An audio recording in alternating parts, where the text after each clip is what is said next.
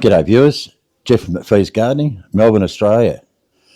Some say I'm mad because I'm getting on my senior years, nearly 70, and when this physically challenging occupation that we have in the gardening industry, a lot of people are saying, why do you keep doing it, Jeff?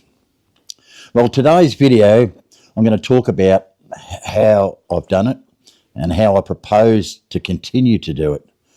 And it may help even some of you younger guys, if you want to be in it for the long haul, maybe take some of these tips to help you with the future. Now, I've been in this game a long time, nearly 4 decades, and my next 70 early next year. So it's been a long journey. And in this physical environment, it's been so important to pace yourself throughout that. Now, I did a video back a while about pacing yourself. If you have a look at the link back there, you might have a quick look at that. But today I want to discuss, it doesn't matter what stage you are in your career, what steps and how should you approach to work that longevity. How can you do it? Now, I don't work as hard as I used to, of course. You can't possibly work like you did when you're a young fellow because it's such a demanding job. So presently I probably do 5 or 6 lawns a day using a self-propelled mower. That's one part of the day, which will be the mow and blow go onlys. Now the lawns are probably taking about half an hour, and we get reasonably good value for those lawns. A lot of the other jobs, other days I'll do just gardening, where I'll be doing hedging and pruning, cleaning up the garden beds. Some of the residents may be a mow and a garden only, and that represents 50% of our business. The other 50%, of course, is the easier part, is the commercials, because I'm sitting down on the ride-on, and it's not as taxing on my body as if I were mowing lawns 6 days a week. You know, like when I was young, I could pump out 15 lawns a day, and I could go 5 to 6 days a week. And that was prior to the self-propelled. I was pushing a mower, but I was pretty fit back when I was in my 30s. But coming up to where I am now, I couldn't even push a mower. I have to use a self-propelled mower. So I've been doing it for many years, and I've learnt how to pace myself so that I can get by.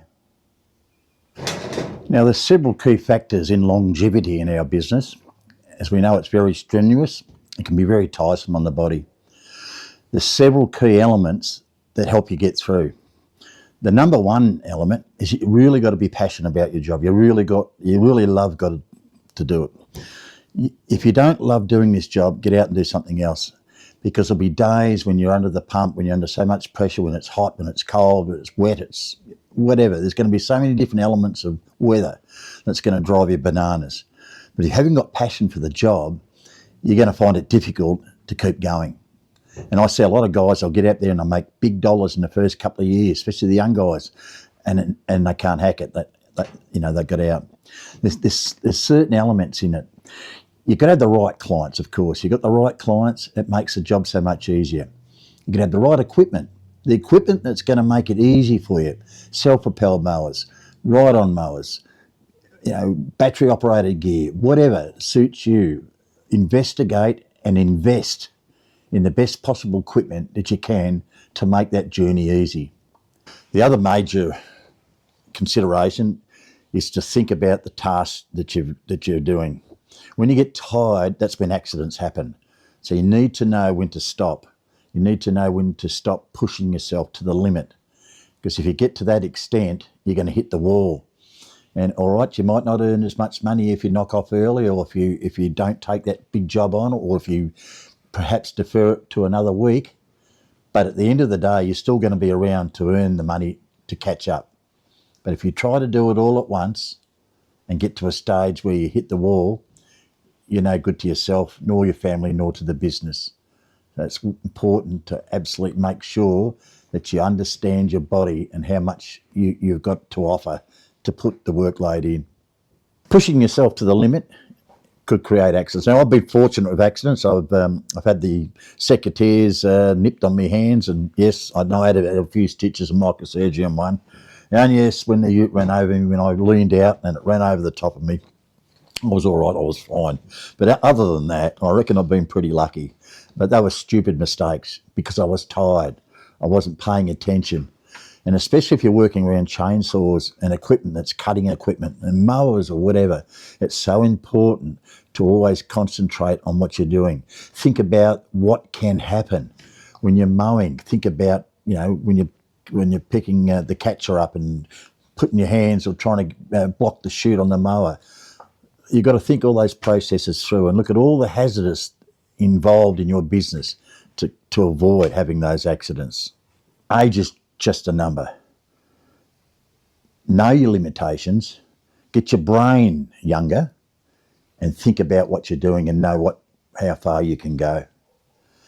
The other important thing, I believe, is to keep learning new things. Now, I would say in the last 5 years, I've probably learnt more than I ever have because of the media, the YouTube, the Facebook groups of other contractors, just talking to other contractors, and just the technology. The days when the gardener was the old guy down the road and he's pushing a couple of lawns and that was his pocket money, and that in the olden days, that was the gardener. Nowadays, it is a professional business and it should be treated that way. Guys are making, solar operators in Australia easily are making 150 plus, 200 sometimes. That's a solo operator. Okay, it does take years to get that and good contracts, but it can be done, and it can be done within your limitations. So it's amazing on how far we've gone. But you're not going to get there unless you learn new things, look at what's going around you, and changing with the times. So important to change with the times. And I think that's what's kept me going. It's what's kept me young. I could have put my head in the sand and be the old grumpy gardener that just does it my way, and my way is to hit the highway if you don't agree with me, because that doesn't work anymore. And if you don't change, you're going to be left behind. To avoid that too old to work, I think it's important to be positive, to always look at the positive side of things and to give back to the industry. This is why I enjoy doing YouTubes. I love giving something back. If I can help one person just a little bit, my job is done. And I really think it's important, if you can, give something back to the industry, help other people, and it makes you really feel good. And I think that's important, because if we all do that, our industry is going to get better. And because it's going to get better, we're going to get paid well, and we're going to be recognised as a true profession. The rules of not getting too old for the job is you've got to be passionate about the job. I keep mentioning about you must have that passion to serve your clients, to give them a top service, to make sure you've got the best clients. It is so important. And if you have that passion and enjoy your job, you never don't work a day in your life, because every day is a pleasure to go out. Some days, yes, we get a bit tired, but again, the old concept, don't think you're too old, keep that mind young. So important. So you're never too old. What's my future? Well, scaling down as each year progresses into my more senior years. I'm dropping half a day or a day. So I'm getting down at the moment to 4 days a week, and we'll go down to 3, but we'll continue to work. There's a saying that you really should write this down. The body is meant to wear out, not rust out. Because every day you wake up, it's important that you have purpose in life. You have something that you want to do. Sure, when you retire, you travel, you go overseas, you're playing golf, you've got hobbies, you've got all these little aspects you want to do. That's great. A few of my mates, as soon as they got retirement age, they retired. And they thought, great, this is fantastic. After a year or two, they started getting bored because they did everything they wanted to do. Painted the house twice. They played golf until they got sick of it. They travelled. And it got to a stage where money came short, because when you go on holidays, or when there's no income coming in and you're spending it, nothing coming in, plenty going out, the reserves drop pretty quick. Unless you've got a big bankroll to keep you going, that's fantastic. But in our great industry, we have the ability to do all those things, but we can still run our business part-time perhaps and still bring in some income, still lead a great life.